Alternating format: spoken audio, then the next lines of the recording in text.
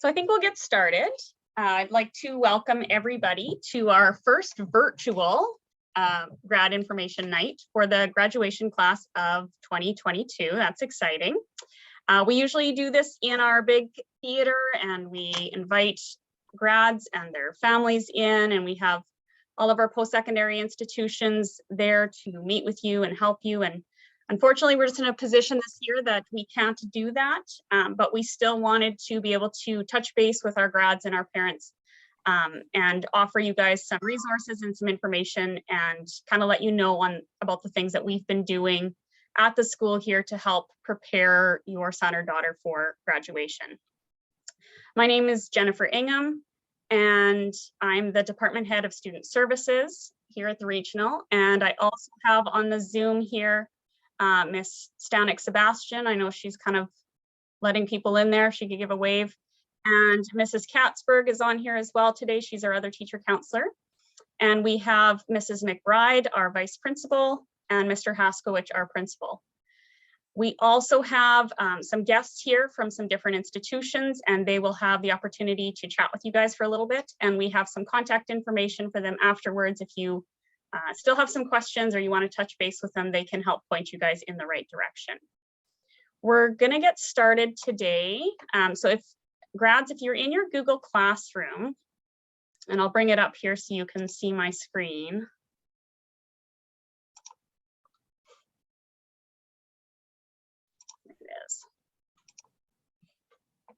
I should also let everybody know that the meeting is being recorded today, and we will have this available to our graduates after in their Google Classroom. So if there's something you missed, or if you know of somebody who wasn't able to attend tonight, we will have this recorded.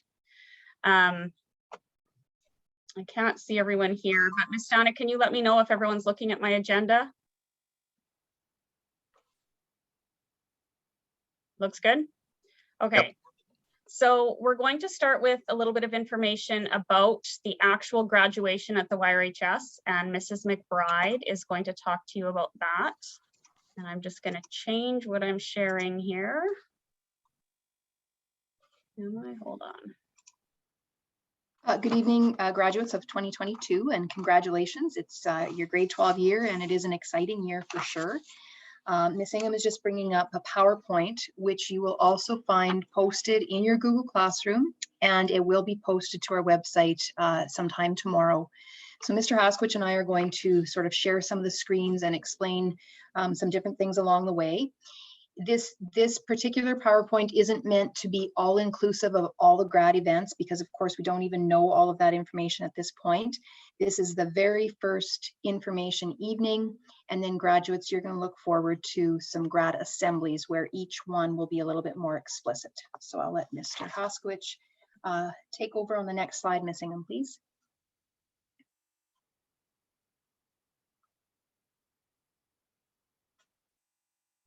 Thanks, Ms. Ingham and Mrs. McBride, and good evening, everybody, and welcome to what is the first night of quite a few nights that we have where we're going to be sharing some information with you.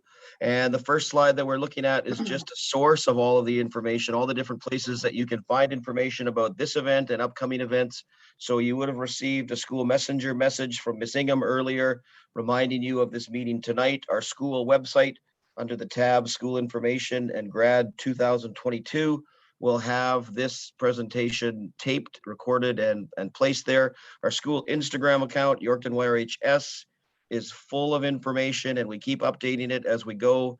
Of course, the grad Google Classroom for the Grad 2022 classroom, which is where most of you have logged on this evening. And then we have posters up around the school for our 4 grad assemblies. The very first one is before Christmas, December 10th. That's a Wednesday during our time at 11 o'clock. And then the 3 more you can read along with me, one in March, one in May, one in June. And then, of course, tonight's first grad information night. So welcome and sit back. We've got some information to share. So I just want you to think back to your journey, your educational journey from kindergarten right up to where you are today. So if you look at the timeline on the screen, a few little questions you can just answer in your own head and think about, but you've had lots of little milestones along the way. And if you look where the yellow arrow is, you are so close to the end, so very close to the end. And it's just really important that in your grade 12 year, you give it all you've got. If you look at the bottom there, success is a journey, not a destination. The doing is often more important than the outcome. So you've come a long, long way in the last 12 to 13 years, and you just need to finish hard. So if you think of where that little yellow line was on Mrs. McBride's last slide on that graphic, this really is the last leg of the journey, and by far it's the most important part.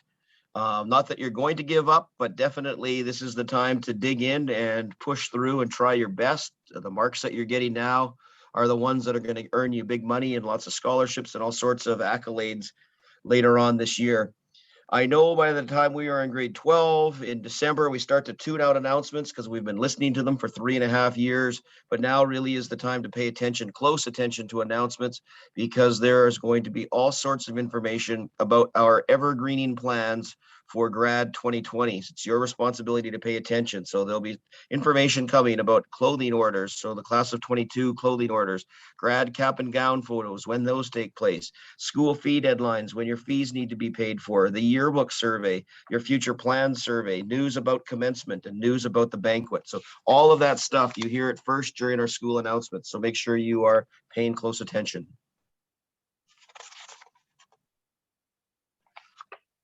So the photography by Mitch is offered to all of our graduates, and it will happen the first 3 weeks of February. We don't know all of the details of this yet. Last year we had to change things up considerably, and you're just going to stay tuned for those announcements. But I can tell you right now, the first 3 weeks of February before you leave on break, you will be scheduled for a grad photo, cap and gown, and providing all goes well, you will be in that composite picture that hangs in the business center hallway. And this is going to be by far the largest graduating class that we've seen in an awfully long time. It will be very close to the 200 student mark, and you are a part of it. So congratulations. So with graduation coming up on Wednesday, June 29th, lots of stuff that needs to be taken care of prior to that. And one of the first things is a big deadline with school fees. All of our school fees need to be paid by February 18th, 2022. The February 18th is the last day of school before the February break. And at our first grad assembly on December 10th, Mrs. McBride and I are going to be handing you a name placard. So that name placard is a little business card, and you can see we've made up a graduate number 48, Donnie Haskell. So Donnie Haskell, we have his name there. It's there so that Mrs. McBride learns how to pronounce it in case there's a tricky way to say Haskell or Donnie, and maybe you don't want to be called Donnie, maybe you want to be referred to as Donald. That's when you'll let her know, is on December 10th at that grad assembly. On the back side of that placard, it will let us know how many credits you have. So Donnie has 30 credits, and more importantly, if you owe any fees. And you can see Donnie owes $90 from his 2019-20 school fees, plus he has a $50 phys ed fee. So Donnie needs to pay $140 on or before February 18th to keep his name on the grad list. And if you haven't taken care of your fees, you would have gotten a letter from us during your report card reminding you. Okay, graduation, what comes after it is a lot of post-secondary information, which we know you're going to get to later this evening with some of the other institutions that have joined us tonight. But for our own school purposes, there is a survey that you do need to fill in. It is already in your Google Classroom, and there were some keeners out there already filling it in right as soon as it was posted. It's really important that every graduate fills in the future plans survey. On the next slide, when we get there, there is a QR code. You can take a picture of it there and it will link you right to the survey. Or like I said, you'll find it in your Google Classroom. It is very important for everybody to fill it in, even if you think you don't qualify for a scholarship within our school, because there are some really specified scholarships. For example, it might say, if you live in the Willowbrook area, well, there are only very few graduates that actually can be given to. So just make sure everybody that's online here and spread the word that you fill in that future plans survey. And then Miss Yaden or Miss Stanek Sebastian will do any updates. If you don't know all the information, you'll try your best in filling it in. And then of course, you'll just let one of them know if any of your plans change as we get closer to graduation.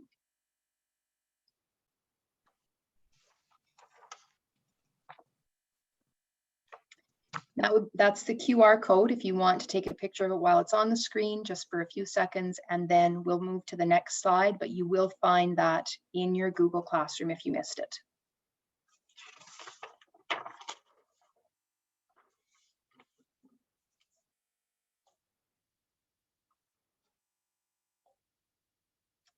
You can advance the slide, Ms. Ingham. There we go.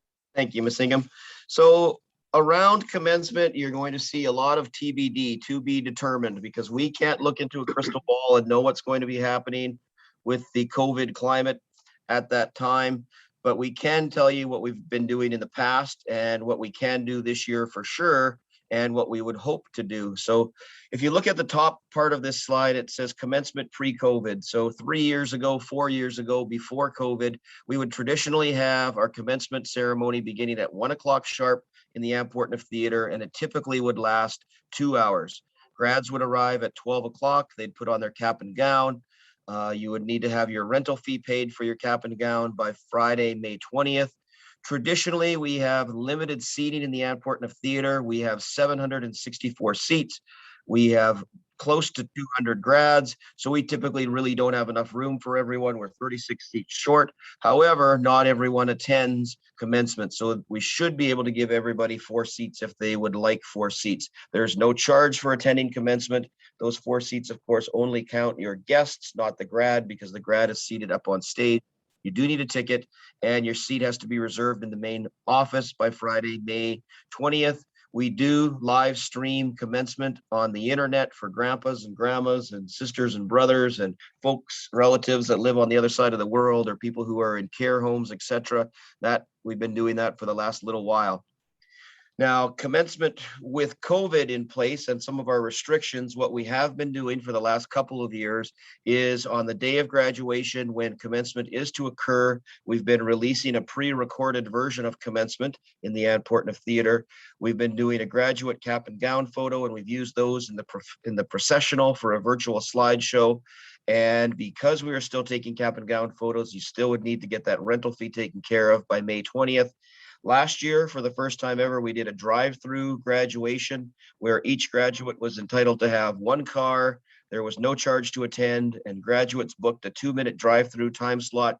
The grads wore their formal wear, if they had a suit on or a tux or a gown, and families got to pop out of their vehicle in that 2-minute time slot and take informal photos passing through the drive-through. Mrs. McBride announced their name, and I awarded them their diploma.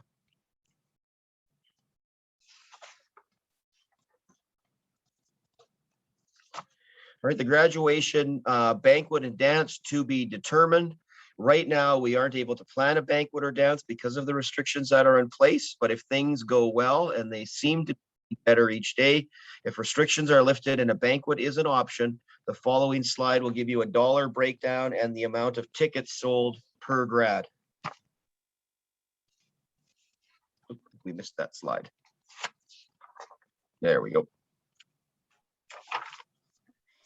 So if there were to be a banquet, this slide gives you an idea of what the cost of a ticket was in 2019.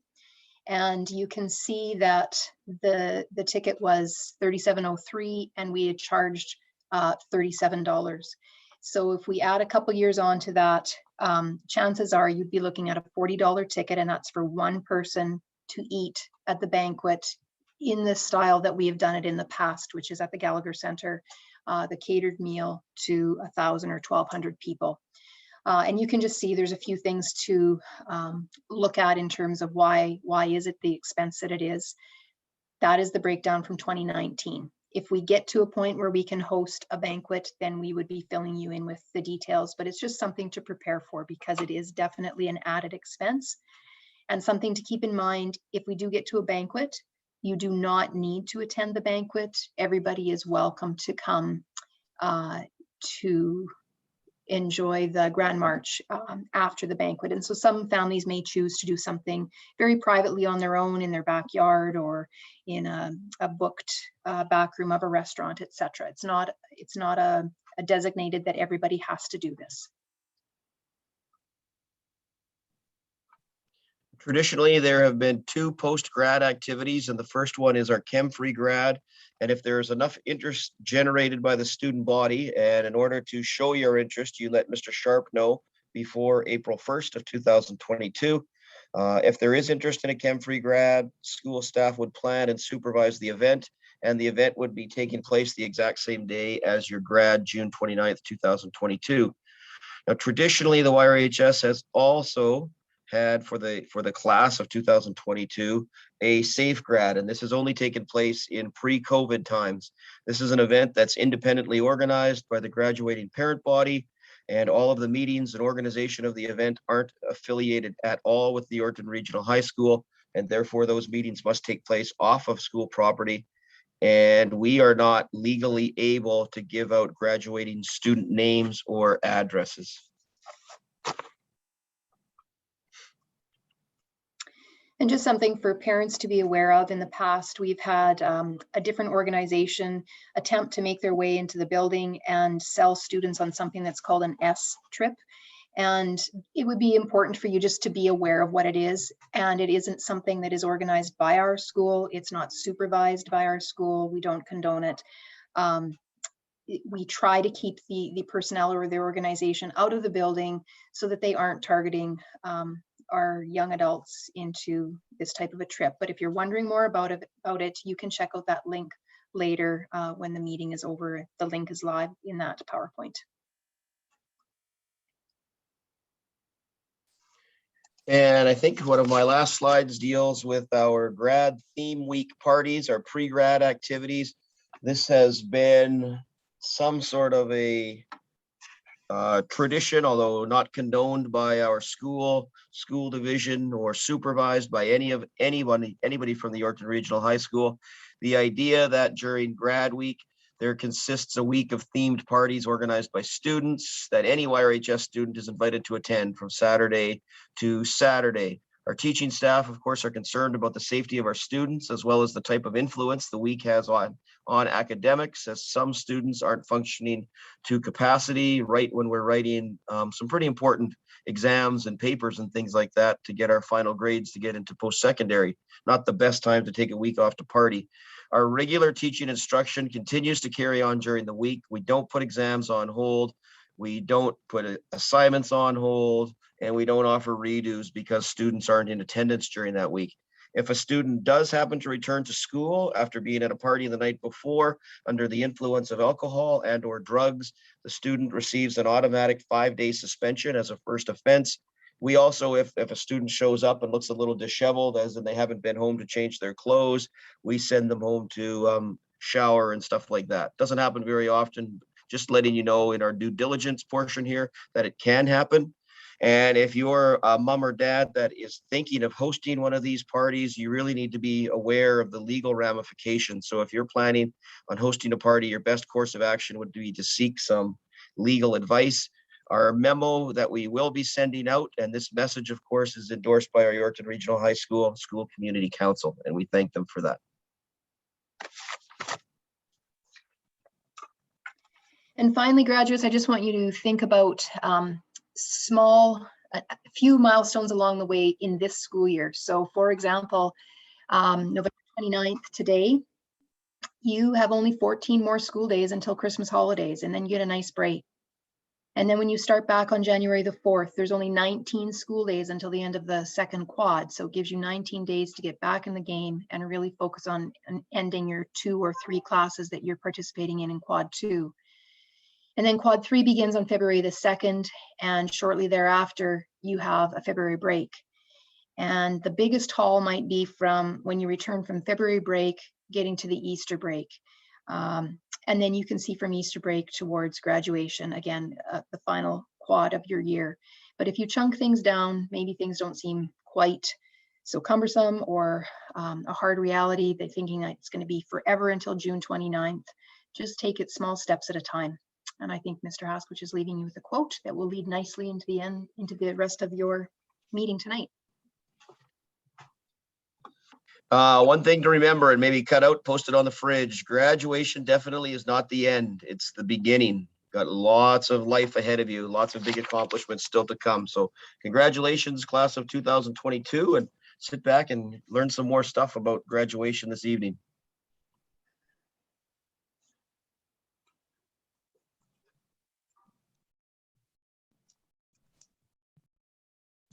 Thank you, Mr. Haskwich and Mrs. McBride. We're now going to move into our post-secondary portion of the meeting. And this is where our guests will have the opportunity to chat with you for a few minutes. Just need 1 second here to get set up.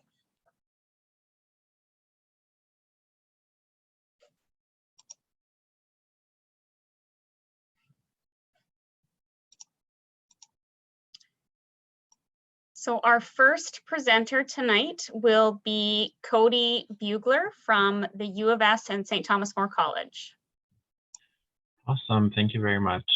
If you can just give me 1 moment to get my slides up here. I'll try to be as quick as I can. There we go. Does that look right? I think that should be okay. Okay. Yeah, so good evening, everyone. My name is Cody Bugler. I am the Indigenous Student Liaison Officer at the University of Saskatchewan. I also do like just regular recruitment work as well. And I'm very excited to be able to share some words with you tonight. So I'll be very conscious of my time so I don't leach into the others' presentations. But I wanted to share this with you. So this is our termly contest, I should say. Not contest, it's a draw. So if students who are here tonight, if you want to enter, just register there. There's some gift cards to be given out for Shop USask, merchandise that can also be put toward textbooks, that sort of thing. And then I believe the grand prize is a choice between a MacBook or PC computer. So really exciting stuff there. So I'll leave that up for a couple more seconds. If you want to just scan that, go ahead.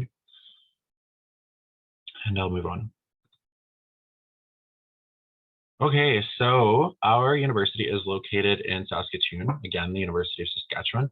I'm guessing many of you have already been to Saskatoon before, and you may have even been to our campus. Saskatoon, there's lots of stuff to do throughout the year. I'm sure many of you have been able to check out all of the fun opportunities that there are within the city. So I won't spend too much time talking about that, as we're all very familiar with it. Our campus is established in 1907, and we're recognized as one of the more beautiful campuses in Canada. Lots of tree-lined walkways, beautiful bowl area. Many of your parents may have graduated from our university. It's a really beautiful place. So of course we are located within Saskatchewan in Saskatoon. That's where our main campus is, on Treaty 6 territory in the homeland of Métis. But then we also have a lot of regional colleges where you can start either your first year of your program, your first, second year, or even all the way up to a full 4-year degree. So Parklands College is of course located in Yorkton, and there are the opportunities to do even a full degree program there. So I highly encourage you to check that out if you want to learn where you live. Then also there's of course the opportunity to come to Saskatoon. A bit of information about us. Again, we're part of the top 100 universities globally for contributions to sustainable development goals. We're a member of the U15 group, which is the top 15 research universities in Canada, ranked top 5 in a few areas, with number 1 in water resources. About 26,000 students on campus and about 4,000 staff. So we're kind of like a small city within the city. 1 and 2 students have the opportunity to take part in a co-op internship or research experience. The co-op programs are generally paid opportunities, so you have the opportunity to make fair amounts of money while you're doing your co-op internship experience. So these are direct entry colleges. The ones that are direct entry, you can enter directly from high school. And then we also have a number of non-direct entry colleges, which are things like art, dentistry, law, medicine, nursing, nutrition, pharmacy, and vet med. The non-direct entry colleges do require a few years of pre-professional study. As so, and they make for the total years of study that is located on the far right column. So conscious of time, I'm just going to go through these quickly. So we've got Ag Bio, Arts and Science, which is the largest college on campus, St. Thomas More, which is the Catholic college on campus, a lot of smaller class sizes. They have their own scholarship opportunities there as well. I self-declared as a St. Thomas More college student. It was a really good experience. Yeah, and then we have education, Edwards School of Business, engineering, which has their new re-engineered first-year program. There they have no final exams, modular courses, chances to redo your assignments and tests, hands-on learning experience, as well as you share common breaks with your cohort. Kinesiology is also part of our roster. And very quickly, this is how we calculate your admission average. We look at 1 math, 1 English, and then 3 grade 12 electives. So even if you don't have the credits yet, we'll come back and look at this once you've had the courses, but we can look at your grade 11 marks as predictors for how you'll do in grade 12. So you can apply early, you can apply now. One of the very important deadlines is coming up if you want to apply for scholarships and bursaries, the highest valued ones. They're known as our best and brightest, which we'll talk a bit more about in a second. Admissions.usas.ca is where you can go to look at your required high school courses. And just say I'm a high school student in Saskatchewan, and then it'll show you which courses are required for your program. Tuition and student fees are as such. And very quickly, I'll go through the scholarships. We have the great guaranteed entrance scholarships. So for 85 or higher, you'll be guaranteed that amount. Best and brightest, the deadline is coming up on Wednesday. So if you apply for admission by Wednesday and then submit the scholarship application by the 15th, you can enter for those scholarships. And those are very prestigious awards. And then we have our general competitive entrance awards, which are valued all the way up to $32,000. That run of deadline starts on February 15th. We have our residences on campus. There's College Quarter, Seeger Wheeler, and Voyager Place. Some are more apartment style, others are dorm style. And the prices vary depending on whether or not it includes a meal plan. Student services and support are as such. And for recreation, we have over 15 campus intramural sports, as well as 100 student societies and clubs, and growing. So when you're ready to apply, you go to apply.usas.ca. The application is very simple. You just go in and basically just answer the question. For upcoming events, you can go and check that out there as well.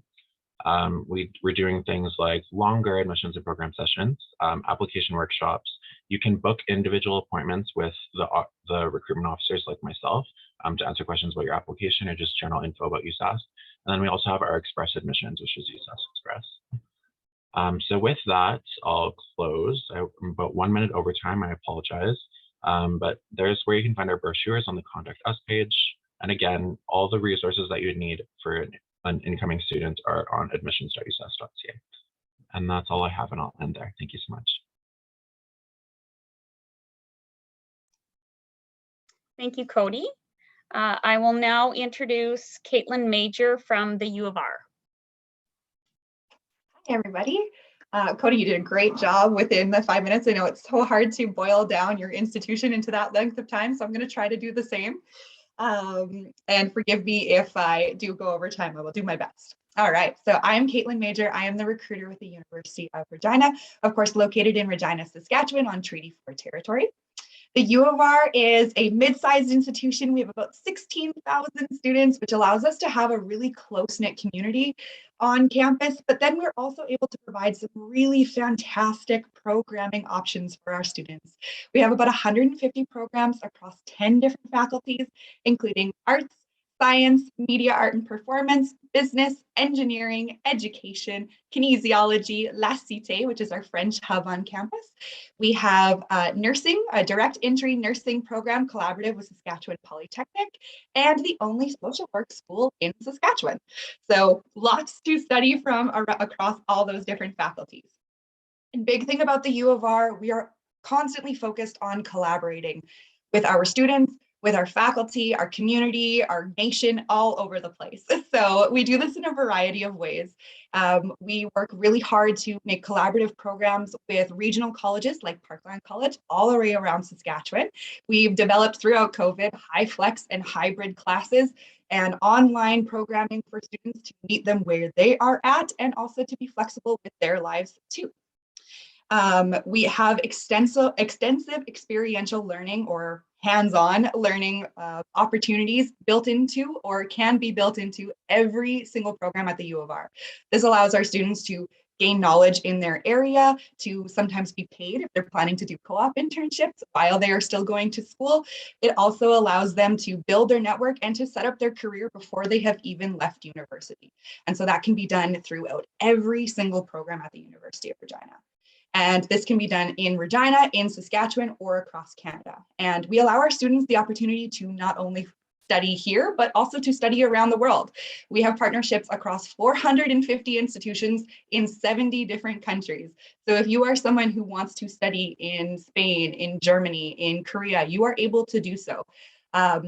I know that might sound a little bit crazy to think about right now, but students are able to already start thinking about it after their first year of university. And so that will be you guys in 2 years.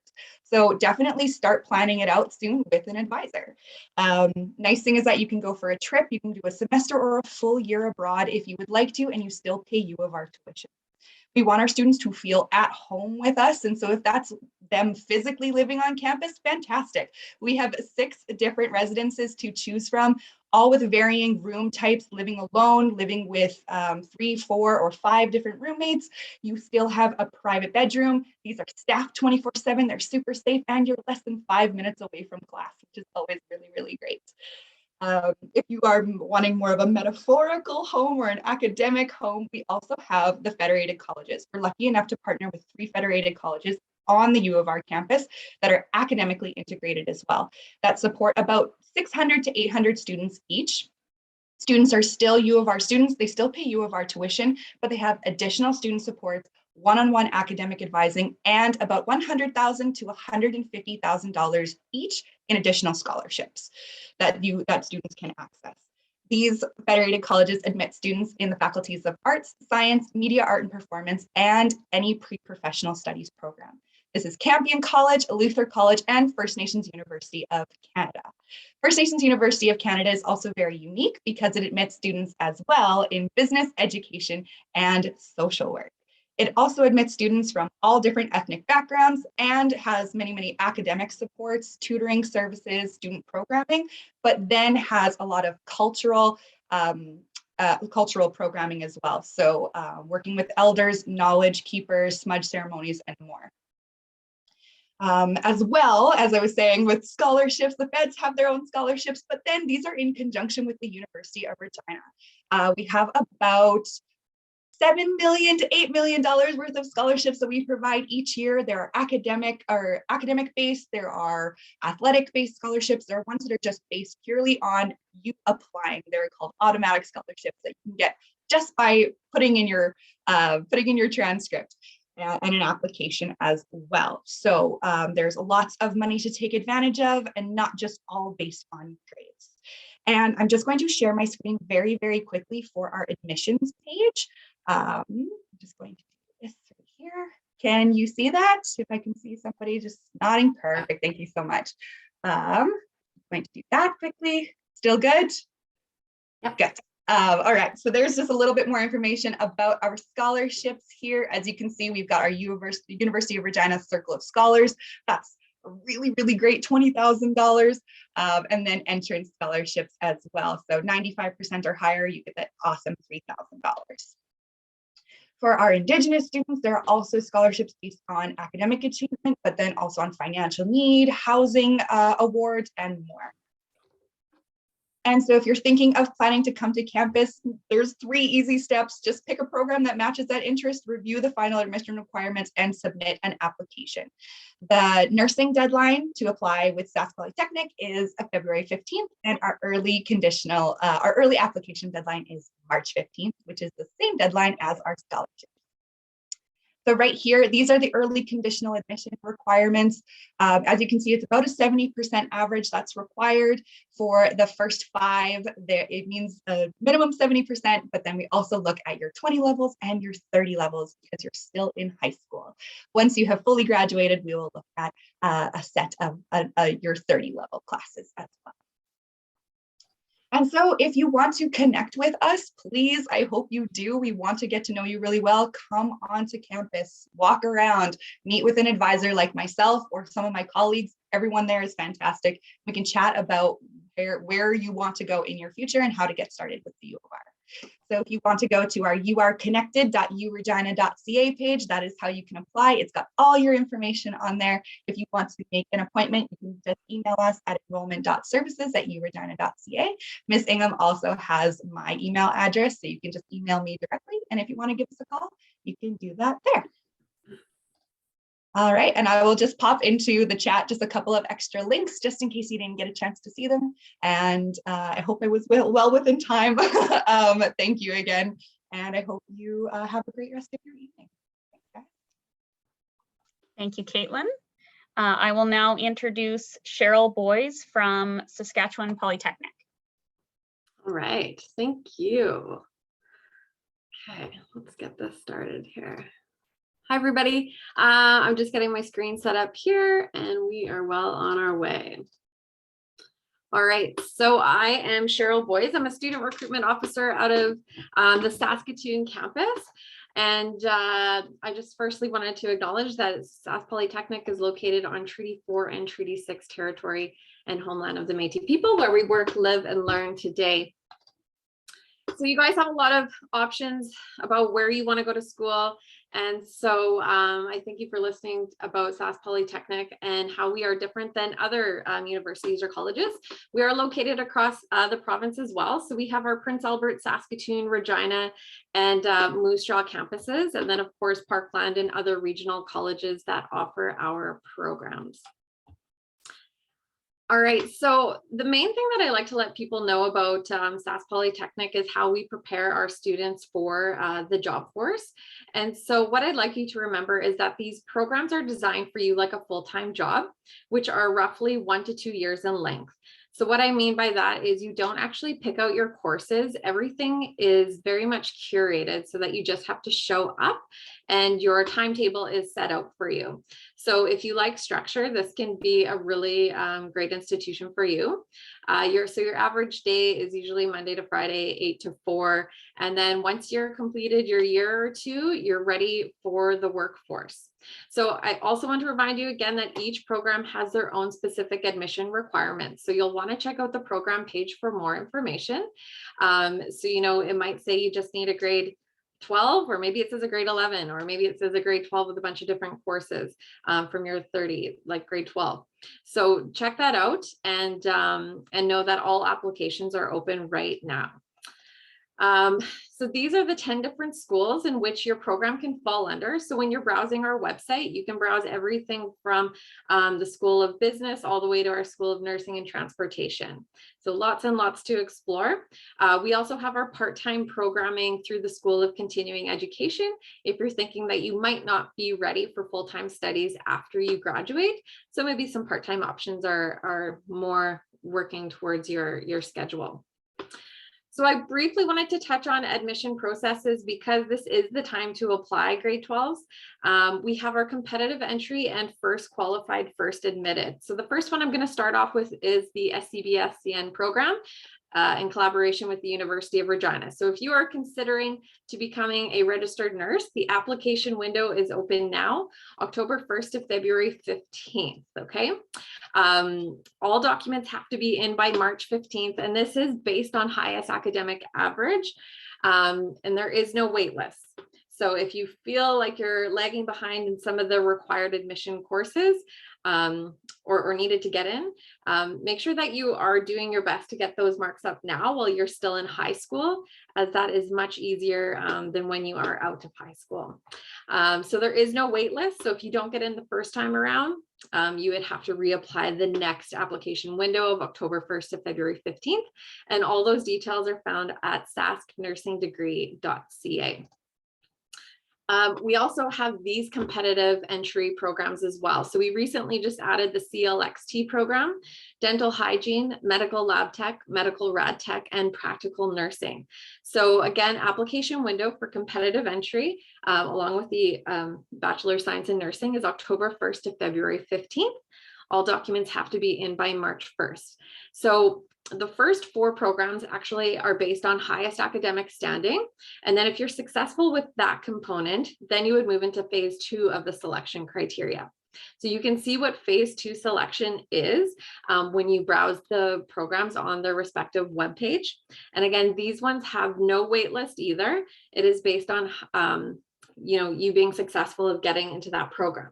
So if you apply into any of these 5 programs, you won't get a letter till probably April to note if you have been accepted into the program, just because they have to leave time for all those applications to come in. For competitive entry programs, grade 12s, please order your transcripts to come directly from the Ministry of Education at the end of semester 1 and the end of semester 2, okay? Don't wait till you graduated. Our second application process is first qualified, first admitted. So this is used for the majority of the programs, every other program that I actually haven't spoke of. So there is no application deadline, but of course, as a grade 12 student, this is the best time to apply. Sooner than later is always better, so that you can conditionally qualify until you graduate. So what that means is check the program for the admission requirements, apply, have your guidance counselor or principal send us a preliminary statement of your transcripts so that we can see your path to graduation, and then order your official high school transcripts to come to us at the end of the year. So again, with first qualified, first admitted, we only take a certain amount of students for each of our programs. So there's usually only about 25 to 30 students in each of our programs. So as soon as those programs fill, a wait list is started, okay? So you might get on a wait list, or you might be offered a conditional acceptance letter. So again, if you know what program you want to get into, apply now. So I'll just review that real quickly with you. Online, our applications are $75. The Bachelor of Science in Nursing is $100. Review the admission requirements on our program page. For first qualified, first admitted programs, please get your guidance counselor principal to send a course schedule to allow you to conditionally qualify. And then order your official transcripts to come from the ministry at the end of your grade 12 year. Do check to see if there's any other documents that are required from the program. Sometimes the program will say that additional things need to be submitted once you are accepted. So again, not until you're accepted would you have to provide those documents. For competitive admission, a reminder, please send and arrange for your transcripts to come from the ministry at the end of semester 1 and end of semester 2. And then stay in touch, because you're only going to receive one email from us with instructions on getting into your MySAS Polytech portal. And from there, if you are successful getting a seat, congratulations, it's a $600 seat deposit due within 30 days of acceptance letter. And for us, we have $2 million in scholarships that we give away each year. You can only apply to these once you are a student. So you can check out more on our website. This is a snapshot of the face of our webpage, saspolytech.ca. So you can browse programs A to Z. And then once you're in the program webpage, it'll give you a full list of everything from careers, length and start date, and tuition.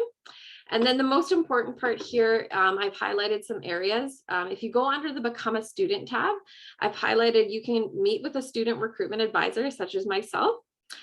We do one-to-one Zoom advising. There's also career counseling.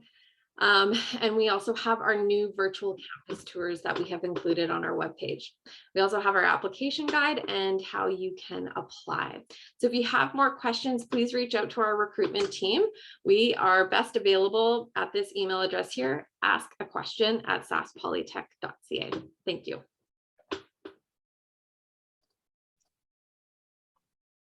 Thank you, Cheryl. And I will now introduce Samantha Kitzel from Sask Apprenticeship.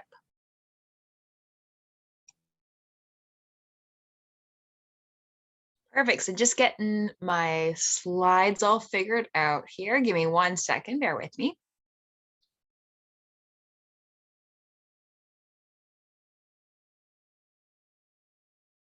Beautiful. And if I could just get a confirmation that everyone can see my screen okay. Anyone? Okay, yeah, I'm seeing heads on. Perfect.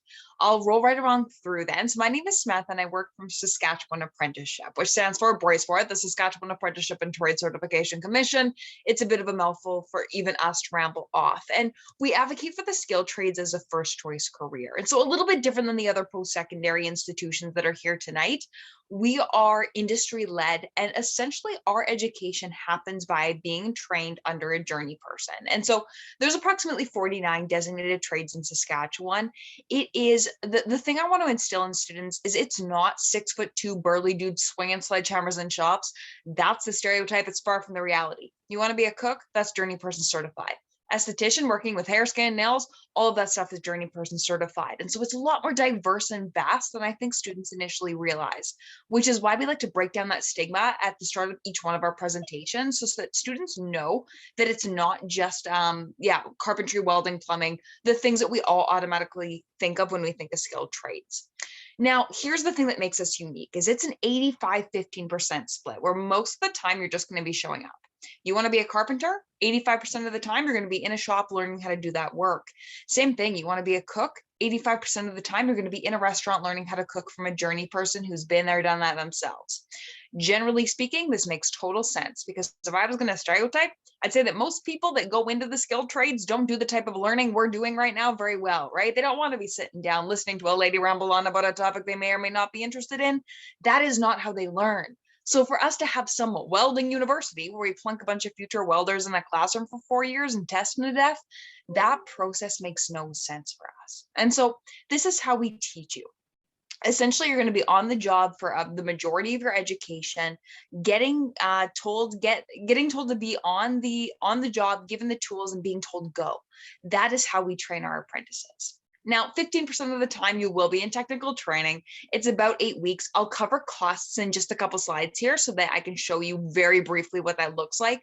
For the sake of time, though, I'll just keep rolling on through. If you have any additional questions after this 5-minute snapshot, make sure you reach out. 2 big steps to become a journey person. So you're done at Yorkton Regional. You want to become a welder. What does that look like for you? You have to complete an X amount of trade time under a journey person. And so for welding, it just so happens to be 3 years, 5,400 hours you need to complete. That amount of trade time is going to wiggle around depending on what one you want to get into. So anywhere from 2 years, 3,600 hours, all the way to 4 years, 7,200 hours. It's going to be somewhere within that ballpark. From there, you are a hypothetical welder with 3 years under your belt. All is fine and dandy in the world, but there's one other thing that needs to click into place before you yourself are journey person certified. That's the journey person exam. Now, 2 really important things about this exam. Unlike high school, it's not a 50 you need to pass, 70. Reason being, quite honestly, there's a really negative stigma that those that go through the skilled trades just aren't as smart, not as good as those that go off to university, right? University and the skilled trades have never been seen as equals. This is one very small way that we can say, you know what, our journey persons are certified and they're certified well. It's a way to maintain a higher standard of integrity and excellence within our community.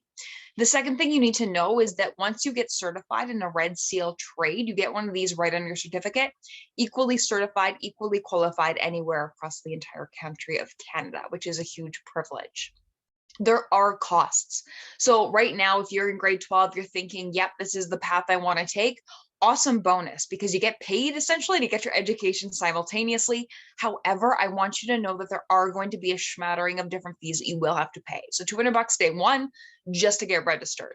You got $105 for technical training. So that is any time you're not on the job training for that 85% with your journey person, you're going to be spending it in school at technical training if you get indentured right away. If you decide to take an entire year of pre-employment from Sask Polytech, that's a different story. But again, you got questions about the difference of that, fire me an email and we can talk. It's about $105 a week right now for technical training. So 8 weeks, you're looking at about $840 each year on average for your apprenticeship. Then you got a bunch of other stuff, food and rent while attending technical training, some various books, tools, safety equipment, all that good stuff. But the good news is there's a ton of supports as well. You got things like EI provided by the federal government to pay you when you are in school, different living away from home allowances, various federal grants and provincial tax credits, especially if you got any ladies in the crowd. Any lady that's going into a traditionally male skilled trade has access to extra grants and incentives as well. So just something worth noting. It's the exact same thing as if you're a male going into a field like nursing or education. Typically, there's extra grants available for you. Exact same thing for us. You're a lady going into welding. There's going to be extra stuff available for you. The SYA program, which I'll get to in just a second here. And last but not least, some employers will cover the cost of things like tools, safety equipment. That leads me into part 2. So if you're a high school student and you are not currently involved in SYA and you're seriously contemplating apprenticeship as your first choice career for this next year, Saskatchewan Youth Apprenticeship is going to be something you'll want to take to get you benefits before you even finish at Yorkton Regional right now. What it is this. It's 12 challenges that you complete anytime in grades 10, 11, or 12. In exchange for doing those 12 challenges, it's about 10 extra hours of work on top of your high school experience. You get 3 big benefits in exchange for that. Number 1, that waiver or that registration fee of $200 for you completely waived. So money that stays in your pocket instead of going to the SATCC. Very similarly, the first time when you sit with your butt in a chair at Sask Polytech for your first level of technical training, that 8 weeks, 15%, everyone else around you is going to pay about $840 and you're going to pay nothing. So we're up to over $1,000 in fees that you just don't have to pay. Last but not least, 300 hours of trade time credit. So not a bad trade-off for about 10 extra hours of work, in my opinion. Last but not least, this is what the program looks like at a glance. I won't go through each one of these in extraneous detail. We're under a time crunch tonight. The thing I want you to know, though, is things like PAA credit are on there twice. Kind of a trick, but a trick in a good way, because I know without even meeting you folks face tonight that every single student in this meeting room is automatically doing that. Every single student in Saskatchewan automatically does this just to get their grade 12 diploma. So it's nothing additional you need to seek out. Quite honestly, the program's really easy. You just have to muster up the courage to do 10 extra hours of work and you'll be on your way with those benefits in your pocket. So again, super condensed session, a lot of information thrown at you. Please reach out if you have any questions. That's what our job is to do, is help students get to their apprenticeships if you're thinking that this form of education is the right one for you. So reach out anytime. It's been a pleasure. Thanks so much. Enjoy the rest of your evening and we'll talk soon. Thank you, Samantha. And lastly, tonight, we will have Jenna Niebergel from the Parkland College. Awesome. Thank you so much for having me, Ms. Ingham and Yorkton Regional High School. It's an honor to be here. My name is Jenna Niebergel, and I am actually right now, my position is the chair of post-secondary. So I do oversee all of the post-secondary program at Parkland College. So in theory, I should know something about it. But my very first position with Parkland College was actually the recruiter, and it was an amazing position. And so I'm wearing a different hat tonight and I'm stepping in. We have a brand new recruiter with us. Her name is Brittany Coalition. So in the next few weeks, I'm hoping all of you will get to meet Brittany at some of our recruitment events going forward. So thank you so much. I know you guys are probably getting tired of listening because it's a lot to absorb, and really it can be overwhelming at times just having so many choices. It's amazing to have choices, but sometimes it can kind of get you stuck also. So before I go too far, I really just want to commend all of you, students and parents and teachers and support staff, administration at the school, for everything that you have done these last 2 years. Let's face it, there's been a lot of challenges. Based on many of you being in grade 12, I think that means that your last normal year was in grade 9. So I know that you've had to overcome a lot of challenges and that you've had some personal successes. So we're seeing that, right? We're having students right now that are, you know, really transitioning back to a somewhat normal academic year because there's been far too many things out of our control. Transitioning to post-secondary is always challenging with everything that's gone on. Let's face it, it's been a little bit more challenged. We've seen that students have, there's a rise and increased demand for student mental health supports. That's the truth. So while we're really proud of the supports that we have at Parkland College, we have counselors designated to every program. We're smaller, we know our students, but let's face it, nothing is as big as the support as your person, your family, your home, and your community. So Parkland College, as you know, we're literally down the hall from Yorkton Regional. We're right here in Yorkton. So there are a ton of benefits to either starting your education or completing the entire education right here in Yorkton. So most of you know who we are, but it's always interesting for me to know how many people don't actually know how many programs that we do offer. So with that said, I'm going to go and run through a presentation really quick, just showing you most of our programs. Okay, so about Parkland College, we actually are not credit granting. So that means that we broker all of our programs from some pretty amazing institutions that you just got to hear about. So University of Saskatchewan, University of Regina, First Nations University of Canada, Saskatchewan Polytechnic, and Lakeland College. So we take their amazing programs and we offer them here close to home. So that means when you finish your program, you will have a certificate, a degree, or diploma from one of those institutions. They are the credit granting. So that's pretty cool. We have everything from university to skills, training. We just heard a little bit about trade, so I'm going to start there. Most of you have probably seen this pretty amazing building. It was opened in 2016, state-of-the-art facility, something we're really proud of. This is where we have all of our trades programs. So now that you know a little bit about trades, you'll know that there's a pre-employment option. So that's what we offer at Parkland College. We offer one-year certificates in our trades. So you do not need to have any experience. You can just start the program right without having any skills. Bonus if you do, but there's no need. We will teach you right from the beginning. So we have our mechanics trades. One is agriculture equipment technicians. So of course, you're going to be working on some of the big implements. Lots of local employers here in Yorkton where our students do get jobs.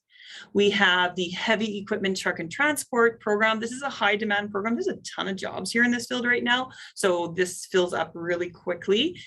Great program. And again, if you like getting your hands dirty, you don't want to be sitting in the classroom the whole time. These are some amazing opportunities that you can take in a brand new facility here in Yorkton.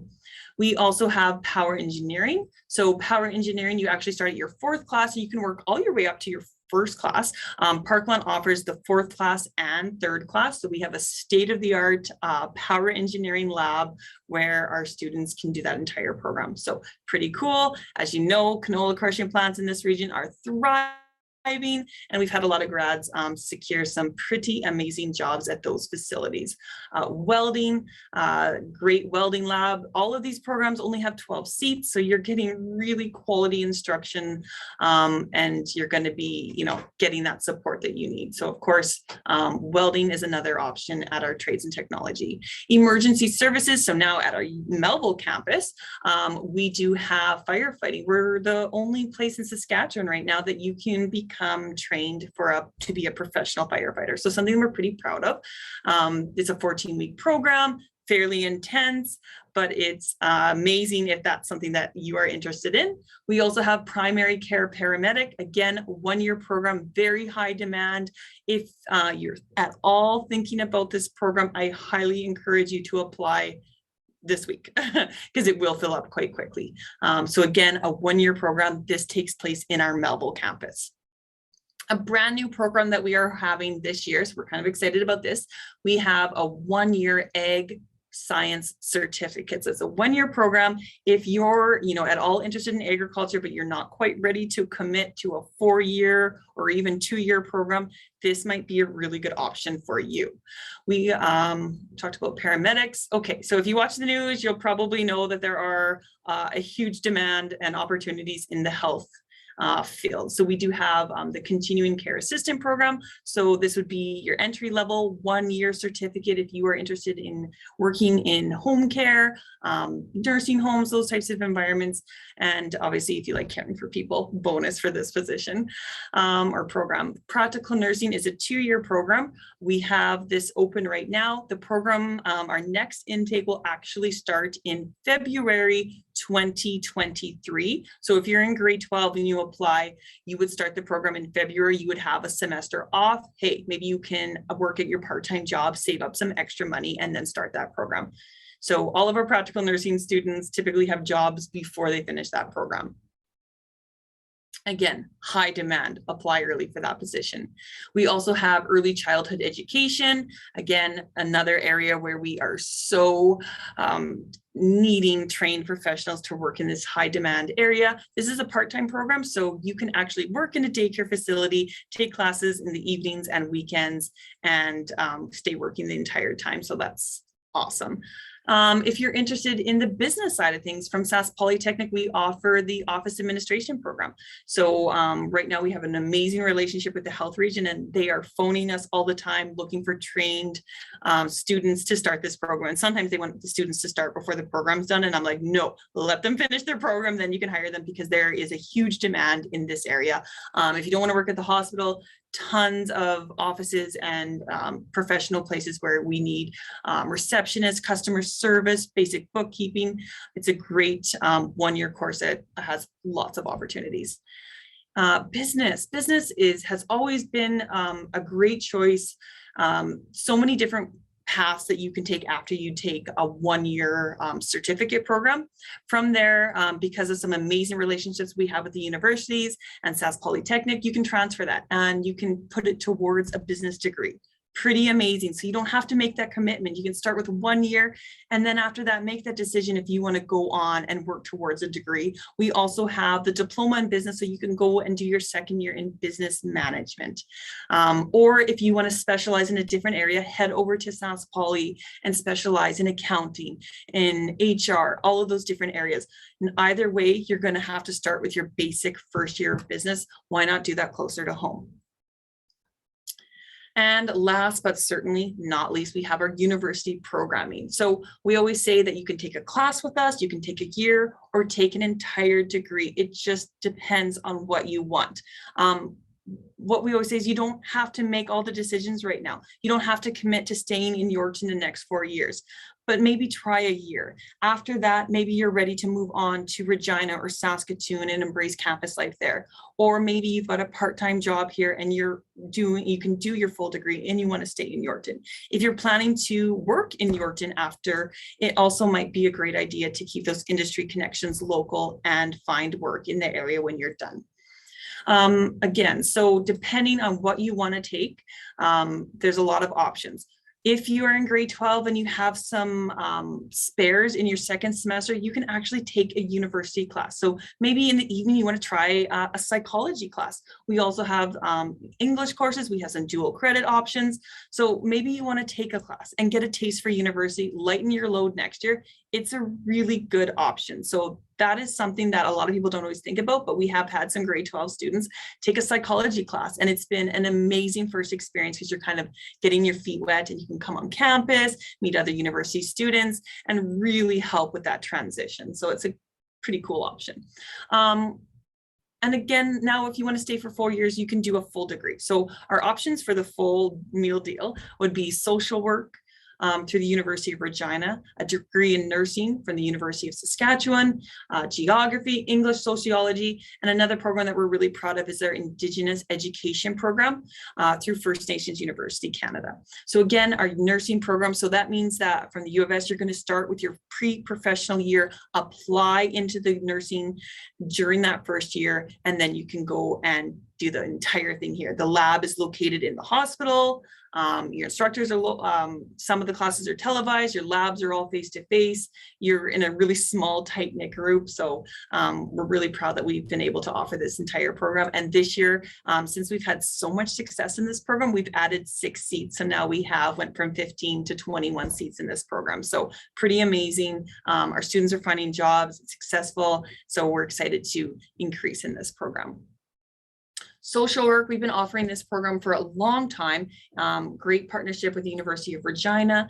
And there's a huge demand for social workers right now, which also makes it a little bit more competitive. So why not take that first year at Parkland, get some extra supports, get up that average, and apply into the program and see success. If you're thinking about social work, it's a great time also to talk to your guidance counselors about volunteer experience.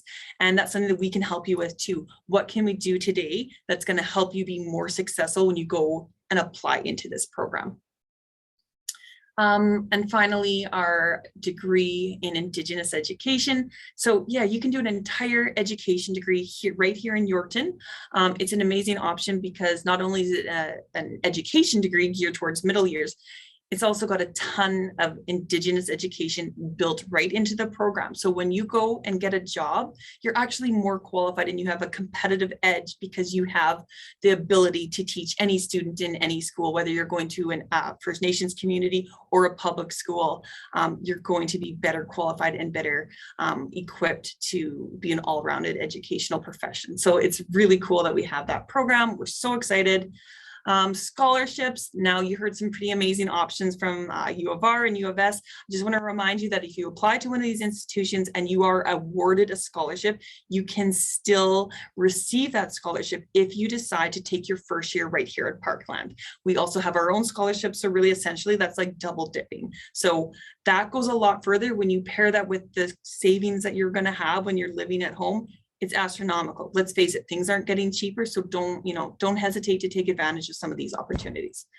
How to apply. If you're applying to one of our certificate programs, you go online, it's a $60 fee, apply online. So that would be anything, our trades, practical nursing, business, anything brokered through Sask Polytechnic, you can apply, go to Parkland College, our website, apply online. Now, if you're thinking university, you actually apply directly to the universities. Now, if you're planning to come to Parkland College, let us know, we can help you with that process.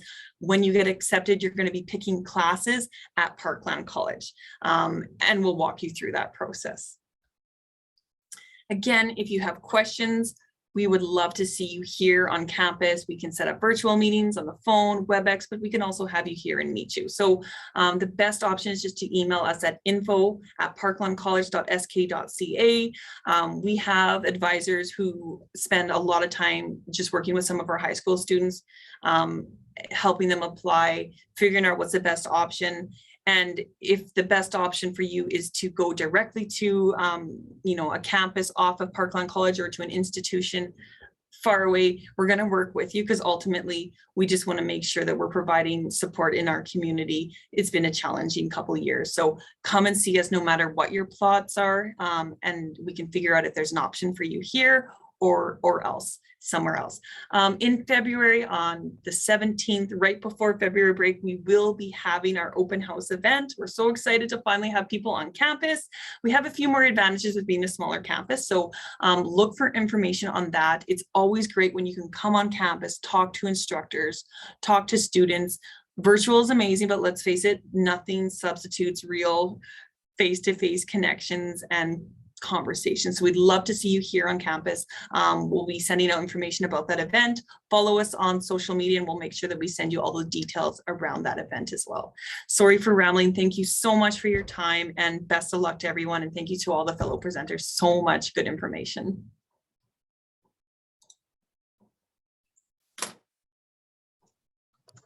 Thank you, Jenna. And thank you to all of our presenters today. It's nice to hear all that information, and I know that we still have lots of students who are deciding what they want to do, and so it's important that we connect with you, and we will have your contact information available to our students on Google Classroom, and we hope that many of them reach out to you guys. To our presenters, you're welcome to log off now. You don't have to stay for the rest of the meeting, and for everyone else, I know we've been over an hour here and I want to be mindful of your time this evening. Ms. Stanek and I have a few more things to share with you, and we'll try to be quick here so that we can be done shortly.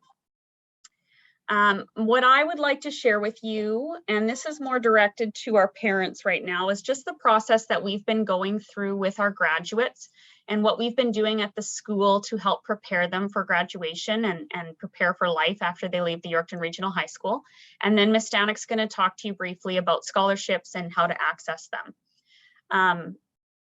Prior to COVID-19, we did lots of noon hour sessions with our grade 12s, and we tried to meet with them face to face. And when COVID hit, we realized we needed to find a new way to connect with our graduates. And so we started a graduation Google Classroom, and it really has changed the way that we do things. And I would say we communicate with our grade 12s now way more than we did before because we have that way of connecting with them.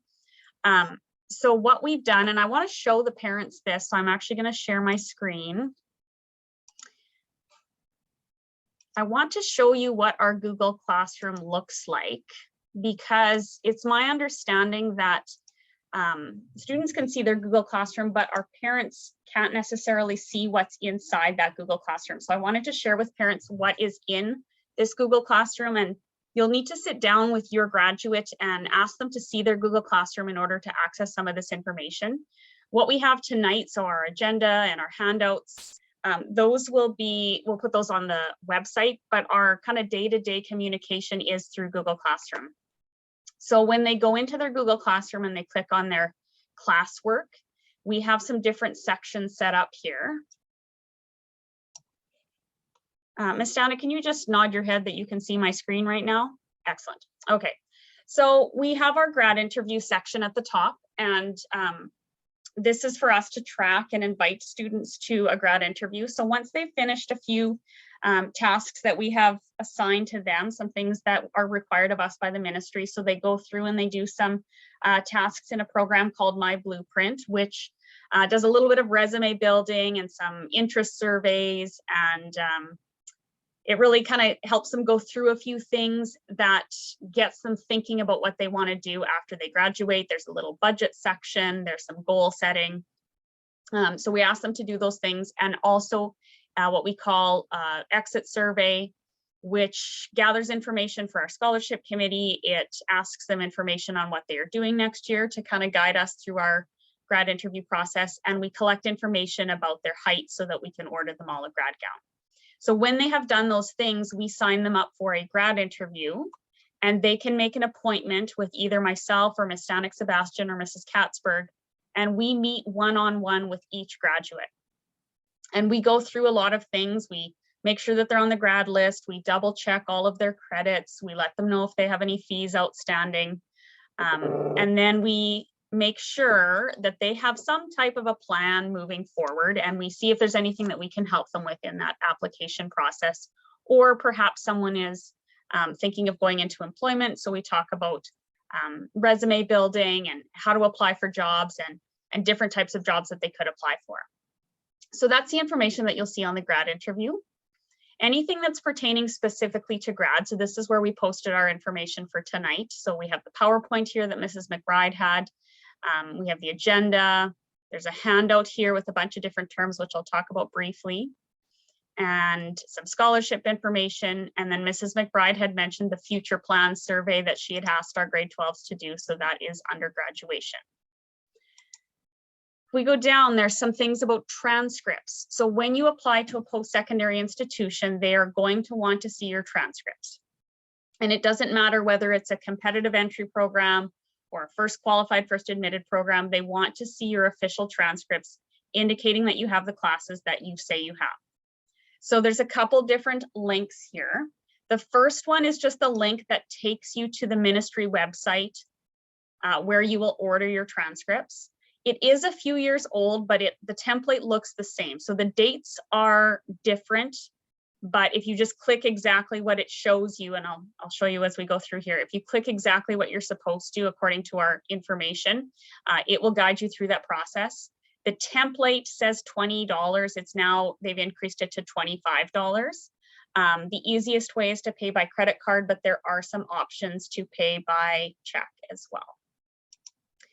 So there are some instructions, and this is kind of our tips of what you should do when you're ordering transcripts. It's important that students pick to send them at the end of semester 1, or they'll say after January exams, and at the end of June. And they can set that up right away for their $25 to be sent automatically. So you don't need to go back in June and resend your transcripts. You only fill this application out once. Okay, you get to send it up to 5 places for your $25. So if you're applying for 2 institutions, you would send them at the end of January and again at the end of June. And you would do that for both institutions. There would be 4 things in your cart. Okay. I always suggest to send 3 paper copies to yourself at the end of June. Graduates used to get a free transcript when they graduated. The ministry no longer does that. So if you're paying your $25 anyways, I would put, it says send to self, and they'll send you 3 paper copies. tuck them in a file folder in a filing cabinet, and then you have them. If you need them somewhere down the road, you don't need to repay that $25. You will get a receipt for your transcript in an email form. We have had circumstances where those transcripts have not arrived, and we've had to backtrack with that email to prove that they ordered them and that they paid for them. And so that has big implications when you're applying for programs that have transcripts that need to be sent by a certain date. So please hold on to that email when you get it, make a folder in your email and store that information. This is the link I was talking about with the instructions. So it's a PDF, and it goes through exactly what you should click on in order to order your transcripts. And it's step-by-step showing you what to add to your cart. The only thing that isn't in there is on the left-hand side. Obviously, you would pick the appropriate institution. If your institution isn't on here, you would pick other, and it will walk you through a drop-down menu of what to choose. So when you're done ordering your transcripts, you should have multiple things in your cart because you want to be sending them at the end of January and at the end of June. The first one here says send as soon as possible. So if students were applying in September or October, that would be important. At this point, you can probably get away with sending them at the end of January. And then the third thing on the transcripts here is just the dispatch date. So this comes straight from the ministry, and they tell you when you pick a certain date, when it will arrive. Okay, so just if you're interested in knowing when will my transcripts arrive, you can look at those dispatch dates. We have some opportunities. So if there's things in here that aren't necessarily tied to any institution, we'll put them in our opportunities section. And then we break down our main institutions. So we have U of R, a whole bunch of information. So if they have a virtual night, we posted in here about early admission days, the high school accelerated program. So there's a whole bunch of information for U of R. There's information on the Parkland College about their open house. Sask Polytech, we have a whole bunch of information. The University of Saskatchewan. And then we get information from all sorts of institutions. Those are our main ones, which we've categorized. If it doesn't, so for example, U of A, we've thrown that into this post-secondary information section. So this will have a whole variety of different post-secondary things in it. We post articles. So there was one posted here about financial planning. There was some webinars on how to pay for school. Anything that's related to life after graduation, we try to get information in here. And then lastly, at the bottom is our scholarship information. And I won't talk too much about this because I know Ms. Stanek is going to talk about scholarships. But I did want to show you what we have here in this Google Classroom. There's also a stream where we can put announcements. So this is where our announcement was for tonight with the Zoom link in it. And if we have any more virtual things, we'll be putting them in this Google Classroom. So please take a few minutes, graduates, to show your parents that Google Classroom.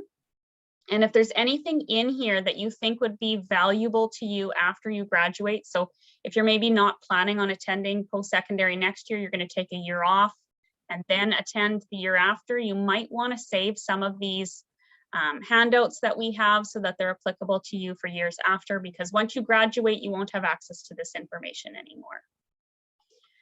So that's basically what I have to share with you, and I will pass it off to Ms. Stanek to talk about scholarships.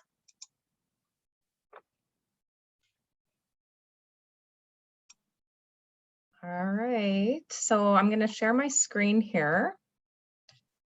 We're almost done. I'll try to make this quick.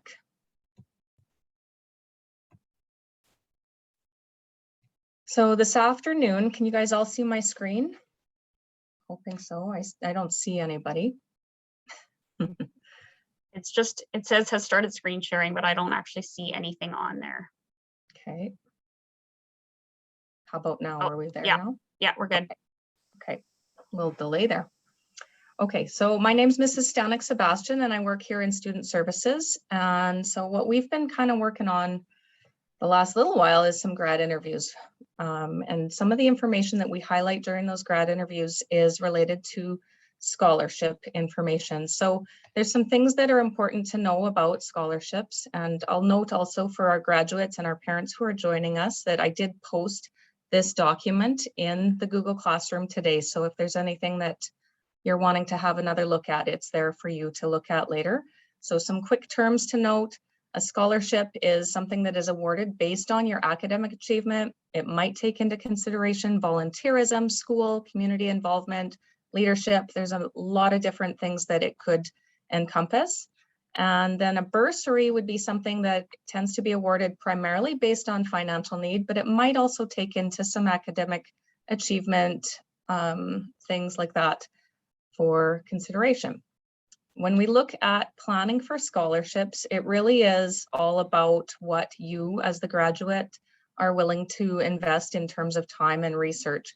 So on our school website, we have a section under student services.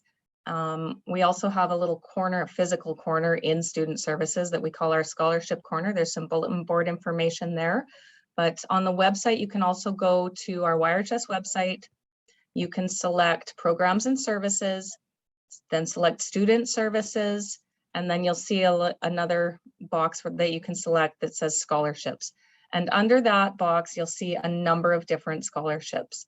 And the thing about scholarships is it's very overwhelming. There's a lot of different scholarships, and it's not always possible to sift through everything. So I think one of the things I've been telling the students is to give yourself a timeline every week, spend half an hour a week even just researching what the scholarships are and checking out what the deadlines are, what are the things that you need to do in order to fill those in. So the research into those scholarships is really key to finding some good ones. There's a lot out there, but you need to do some homework for this. You want to make sure that you're also starting early to avoid missing deadlines. Some of those deadlines have already passed, and so things are starting to kind of happen here right now. So you want to get on top of it and not feel like you're kind of behind the 8 ball here.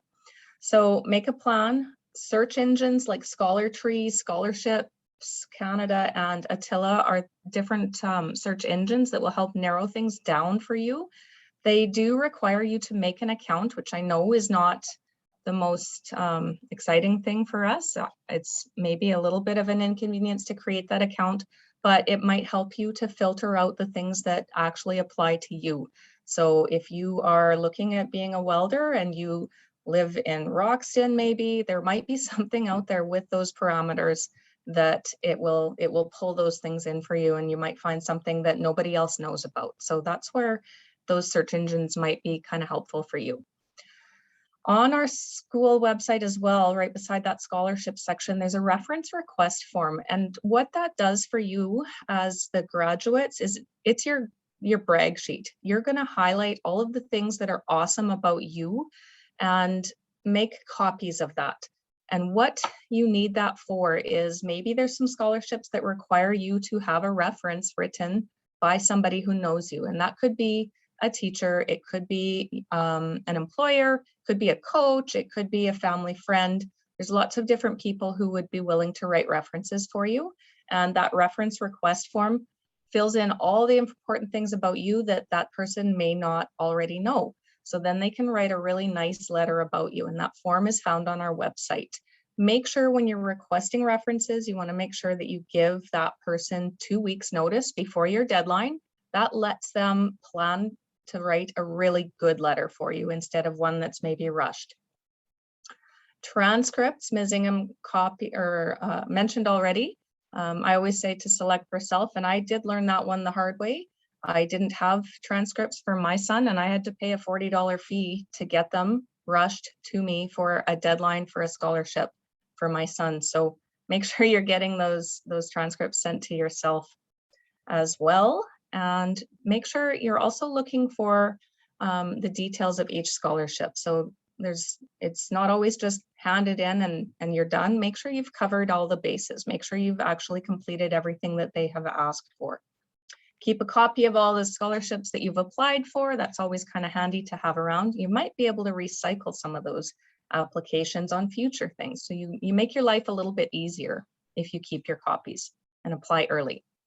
On to the next page, some opportunities for our YRHS students. So we do have YRHS specific scholarships, meaning that some of the community groups, businesses, and individuals in our area have asked us to distribute some scholarship funds. So we have a YRHS scholarship committee who meets to help determine who is qualified for those awards. And that's why those future plans surveys are so very important, because it helps that scholarship committee to figure out who is going where and who is qualified for which awards. So make sure you've looked after those details as well.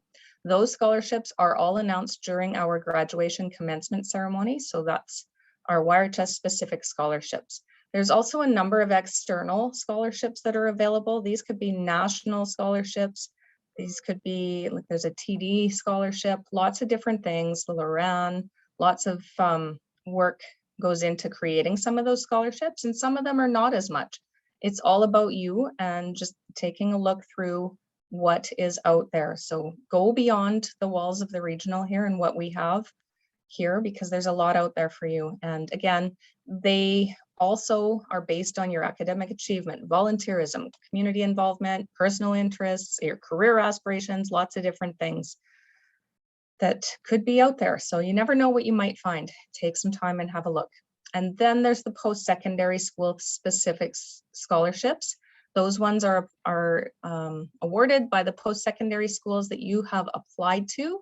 They could be based on your academic average. They could be based on your chosen program, where you live, all sorts of different things. Find these on your post-secondary school website. The best thing you can do is investigate. If you think you're going to Sask Poly or U of S or Parkland, go to those institutions' websites and just do a search for scholarships, and you will find a lot of information there about the different kinds of scholarships they offer and how you can get in on applying for those scholarships. Many of them are easy. For example, some of those U of S ones right now, you log into your PAWS account and you literally check off a box. Hey, I live in Yorkton and I'm applying to the kinesiology program, and there's a scholarship there for students who are in the Yorkton area. There's lots of obscure scholarships in there. You have to go in and check them out and check the box, and then you're in. Some of them have a little bit longer things that they ask for you to do. They might have you do a little write-up about things like that, but for the most part, they are pretty quick to actually apply for. So have a look. The U of S mentioned their guaranteed entrance scholarship, so I'm not going to go through that further. Best and brightest, those deadlines are coming up. You have to have applied for admission to the U of S by December 1st. So that's where, if you haven't applied yet, you do want to get those transcripts ordered as soon as possible, right? So that you can meet this deadline, and then that qualifies you for the best and brightest applications. Competitive entrance scholarships, again, those ones are due by the end of, you have to have applied, sorry, by February 15th. And you apply for those particular awards by March 1st. So that's U of S. U of R also has some guaranteed entrance scholarships, again, based on your admission average. These scholarships need to be done by, or you need to have applied for admission by March 15th. And they are just given based on your marks. You don't even have to apply. There's some further ones that would be managed by the U of R has, it's called a SAMS account. And once you are accepted into the U of R, you can make a SAMS account, and then that's where you can find out more about the competitive awards that they offer. Sask Poly, they kind of highlighted those as well. There's lots of program specific awards. You're only eligible once you're accepted to a program. Parkland kind of encompasses all of those things. You've heard them talk about, there's U of S, U of R, and some Sask Poly courses as well, right? So those things all are included there. And then they have their own entrance scholarships that will open up in March 2022 for our incoming students. And the last thing to highlight would be the student loans and grants. So these would be our Saskatchewan and our Canada student loans. Again, if you just Google that program, these are based on financial need, and a loan obviously is something that you do need to repay at the end of your education term. The good thing about the loan is that it is interest-free until you are finished your schooling. A grant is in conjunction with the student loans program, but a grant does not need to be repaid, and that one is also based obviously on financial need. and they're kind of like a nice little bonus for you. So have a look at that program and determine whether or not you would be eligible for that. And those applications for Saskatchewan student loans and grants open up towards the end of the school year. I think in about May or June would be when you would find access to that opening up. And obviously you could check out any of these websites, and that would be your best bet in researching more specific information, or pop into student services here and we can certainly help you out there. And that's all I got for you. So I'll turn it back to Ms. Ingham. Thank you, Mrs. Stanek. I just wrote a couple things down as she was talking that I want to mention before we let you guys go for the evening. We talked about transcripts. There's a difference between official transcripts and unofficial transcripts. Unofficial we have at the school here. So we can send those to university, but it's only like in the meantime type of transcript. They need your official ones, and those are sent directly from the ministry. Those are the ones you have to pay for. So students, if you come in and ask us for your transcript, we can give you the unofficial one, but you still have to sign up and make that request on the ministry website. That was one thing. As Ms. Stanek was talking about the student loans, there's also things called student line of credits, which you can get from the bank.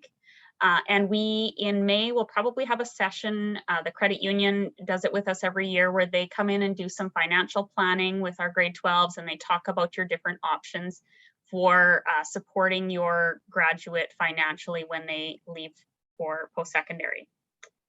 There is a document on Google Classroom, and I didn't pull it up because we've talked about most of the items that are on there, but the one thing that it does have on there is some of the terminology that's been discussed this evening. So we've talked about post-secondary versus employment, and we've talked about competitive entrance versus first qualified, first admitted. We've talked about certificates, diplomas, degrees, apprenticeship, all those different words and what they mean. So if you're not sure about something that we've mentioned tonight, have your graduate pull up that document, and it goes step by step what each of those terms means. And lastly, we just want to encourage all of our grade 12s, if you haven't signed up for a grad interview, to please do that as soon as you can. We've seen about, I think, 70 graduates. We've completed their grad interview. We have about 30 more that are eligible, meaning that they've completed their tasks but haven't signed up yet. And we have close to 200 grads. So we're still looking for 100 of you to finish those tasks and make an appointment with one of us. And we'd really love to finish those up before the Christmas holidays, before we leave here, which doesn't give us a ton of time. So if you need help with any of those tasks, please come and see us. Mr. Miller is going to be in student services during our time for the rest of the week. If you need some help from him, he is here to help you. And lastly, we just encourage you guys to keep thinking about what your plan is when you leave. And I know some of you, you're not quite certain what you want to do, and your plans are still a little up in the air, and that's okay. We always tell you, try to find something. If you're not sure what to do, think about what are you good at and what do you enjoy, because you're going to do whatever you choose to do, you're going to do it for 30 to 35 years. So it should be something that you're good at and something that you enjoy doing, because that's a long time and you want to feel fulfilled at the end of your career. So again, if you guys have questions, we'll stay on here for a few minutes afterwards, and you can unmute yourselves and ask us your questions. And if not, we thank you for your time. We know it's been a long evening, and we hope to see you guys face to face as soon as we can. Thank you for a great night, everyone.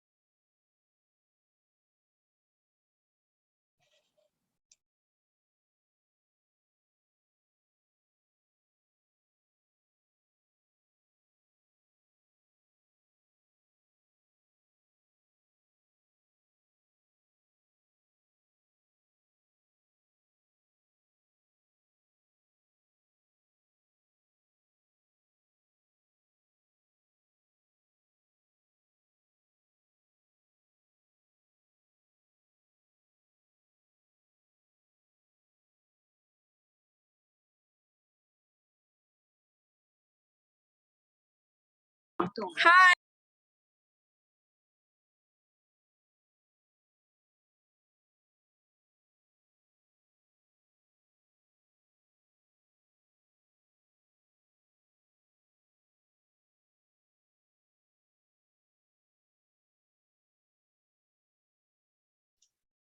If anyone who's left here has any questions, please feel free to unmute yourself or type in the chat and we can help you out as best we can.